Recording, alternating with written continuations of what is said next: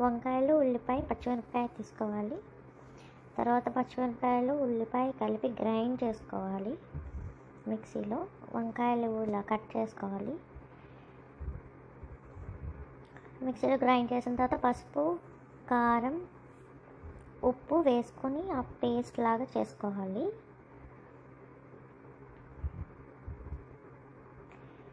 తర్వాత బాండ్లీలో ఆయిల్ వేసి అది కొంచెం హీట్ అవ్వనివ్వాలి. ఈ లోపల మనం వంకాయలు ఆ చేసిన పేస్ట్ కొంచెం కొంచెం పెట్టుకొని పక్కన పెట్టుకోవాలి. చాలా కొంచెం పెట్టుకోవాలి, ఎందుకంటే మిగతా పేస్ట్ అంతా మనకి గ్రేవీగా వేసుకోవచ్చు.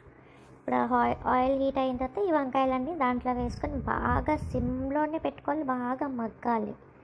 అప్పటి వరకు అలా మూత పెట్టుకొని చాలా సిమ్ దాని మీదే ఉంచాలి. ఇలా మగ్గిపోయిన తర్వాత అప్పుడు ఆ మిగిలిన ఉల్లిపాయ పేస్ట్ ఉంది కదా, అది కూడా ఆ పైన వేసి ఇది కూడా సిమ్లోనే చాలాసేపు అలాగే ఉడకనివ్వాలి. దీంట్లో ఇంక మనం మసాలా అది ఏమి వేయము.